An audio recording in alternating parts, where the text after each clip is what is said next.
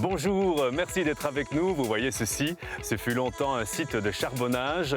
Nous sommes sur l'ancien charbonnage de Sainte-Eugénie à Tamines, un site qui a cessé son activité en 1965. Il s'étend sur une superficie de 25 hectares. Il a été remodelé dans les années 80 et puis aujourd'hui c'est devenu une vaste zone de biodiversité. On y trouve un plan d'eau et puis surtout des animaux rares, voire menacés. L'alouette Lulu par exemple, mais aussi beaucoup de papillons.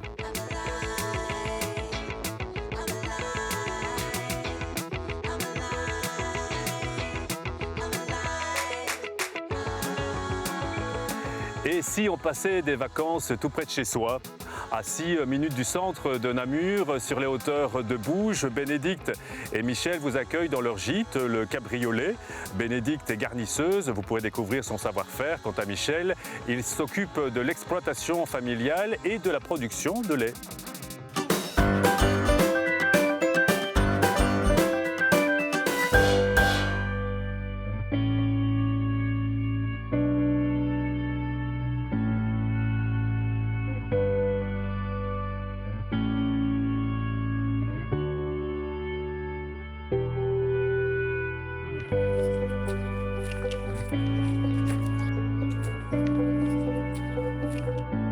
Bonjour Bénédicte.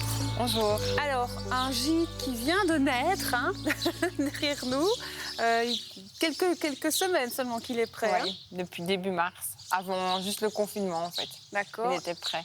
Et son nom particulier? Alors son nom c'est le Cabriolet. Oui. Alors cabri, en rapport avec la ferme parce que voilà les chèvres, les animaux. Au lait, parce qu'on est producteur de lait, mon mari est agriculteur.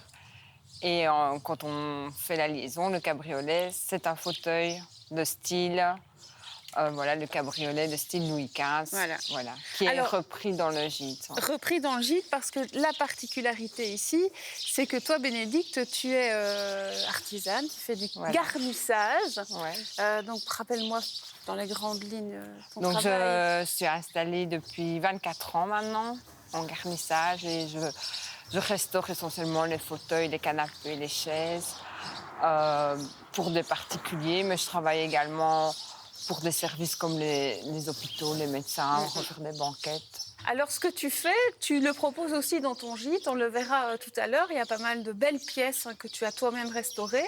Des pièces que l'on pourra éventuellement acheter si on a un gros coup de foudre. Oui, voilà.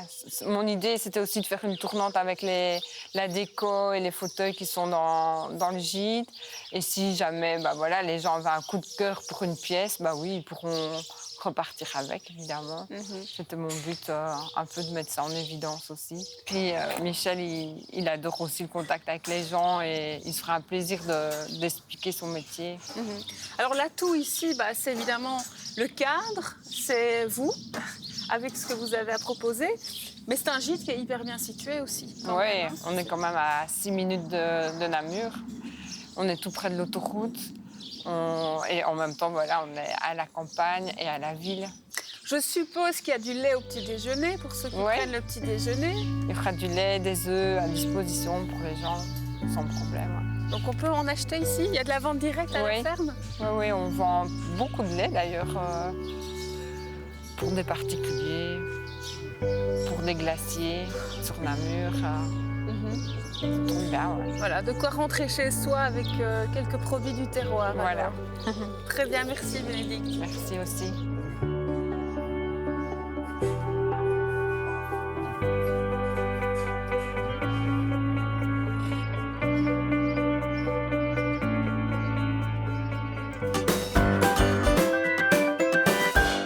À Namur, si c'est le Tréma qui vous branche, vous devez absolument vous rendre au musée des Arts Anciens. C'est le Tréma. Il regorge de trésors et de chefs-d'œuvre de la Renaissance et du Moyen-Âge. On y trouve notamment une vierge gothique originaire de Marche-les-Dames qui se laisse regarder. Regardez.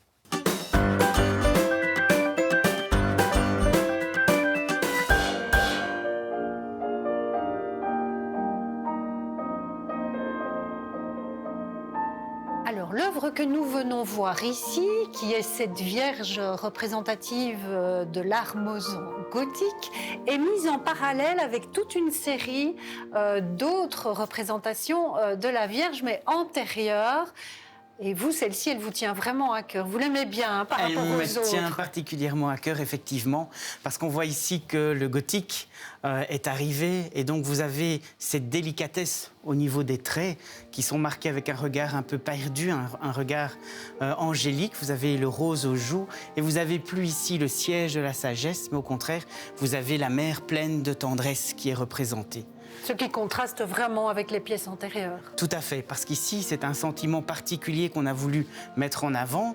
Vous voyez qu'elle est couronnée parce qu'elle a triomphé, elle est la reine qui a triomphé du mal, avec en dessous la représentation du dragon, mais en même temps, c'est la mer pleine de compassion. On est passé dans un tout autre registre, et d'ailleurs, le Christ enfant ne vous regarde pas, mais il a le regard tourné vers sa maman. Ici représentée en plus, vous voyez qu'elle a une stature particulière, elle n'est plus assise, mais elle est au contraire debout. Et il y a un très léger déhanché, ce qui accentue le mouvement et la finesse de cette statue. Au niveau de la réalisation artistique, maintenant, il y a plein de petits détails à souligner. Oui, tout à fait. D'abord, elle fait partie de cette catégorie de vierges qu'on appelle les vierges avec des nuances dorées, ce que vous avez ici. Et puis, vous voyez que pour souligner cette qualité extraordinaire du vêtement, eh bien, on a utilisé des techniques complémentaires. Alors, il y a un certain nombre de cabochons, donc des cristals taillés en arrondi, que vous aviez au-dessus et qui servaient eh bien, à montrer la richesse des joyaux. Un certain nombre ont disparu, mais il en reste encore un sur la couronne et un autre au niveau du col de l'enfant Jésus. Et puis surtout, on a utilisé une technique particulière, c'est la technique à la pastiglia. Donc c'est ce que vous avez ici en dessous, c'est-à-dire qu'on a utilisé un mélange de craie et de colle de peau de lapin pour pouvoir rajouter des petits détails qui imitent alors le travail de plaques d'orfèvrerie ou au contraire des joyaux, tout ça formant ce qu'on appelle les orfrois, donc c'est les larges bandes qui servent de galons au manteau et aussi en partie au voile. Et c'est assez rare, elle est assez unique cette Vierge. Elle est assez unique effectivement, ce qui explique évidemment que c'est une œuvre qui est classée. Elle est particulière aussi, on dit que c'est la première Vierge que l'on connaît pour cette époque qui est debout. Vous êtes ici aux alentours de 1270 et elle provient d'une abbaye, c'est l'abbaye de Notre-Dame du Vivier à Marche-les-Dames. Je le sens, il y a de l'intox dans l'air. Je dirais même plus flaque en l'air, fake en l'air. C'est un modèle démocratique pour une nouvelle édition américaine de Fake News. Bienvenue dans cette époque des post-vérités. Bonjour, je m'appelle Lucie. Alors aujourd'hui, je vais vous parler de quelques fake news qu'on a pu voir tourner sur le net, sur les réseaux sociaux, comme par exemple la 5G qui aurait participé à la propagation du virus. C'est une fake news puisque nous l'avons vu et c'est prouvé scientifiquement que le virus ne se propage que par contact humain. Mais selon certaines personnes, la 5G par les ondes aurait propagé le virus et c'est pour cela que l'Europe et la Chine seraient fortement touchées. Ensuite, il y a beaucoup de personnes, plus de 26% de Français, selon une étude, pensent que le coronavirus aurait été créé en laboratoire à des fins d'armes biologiques pour répandre sur le monde. Il est donc scientifiquement prouvé que le coronavirus est bel et bien d'origine naturelle et non pas créé en laboratoire. On va s'évader en mode littérature maintenant. Il est temps que je te le dise de David Chariandi. C'est le coup de cœur de Régis Delcourt de la librairie Point Virgule. L'auteur canadien nous livre ici un témoignage très personnel. Il est question du racisme ordinaire et des humiliations subies par ceux dont la couleur de peau n'a pas la blancheur attendue dans un Canada soi-disant accueillant.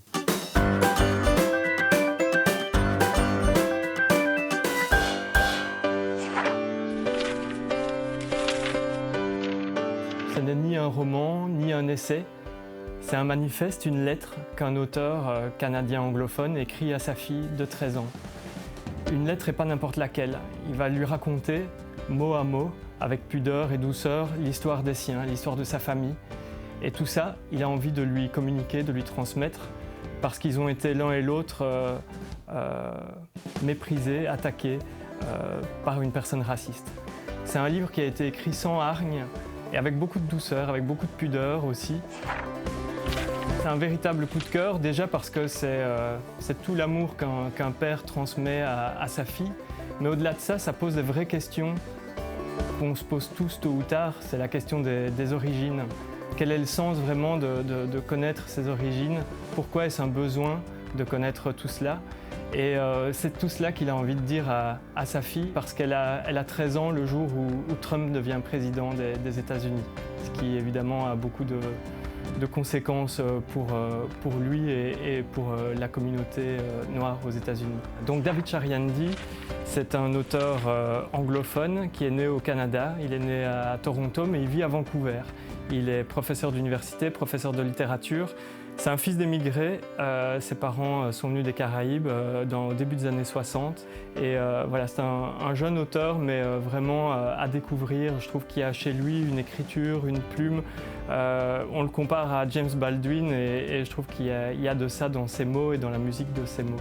Je le lis pour comprendre mieux ce qui se passe actuellement aux États-Unis, un peu partout dans le monde. La question du racisme, c'est une question universelle, mais on sent qu'elle est plus que jamais au centre de nos vies et de nos questionnements. C'est ce que Chariandy montre dans son livre, c'est que parfois le racisme, il est là où on ne l'attend pas du tout, dans des toutes petites choses du quotidien.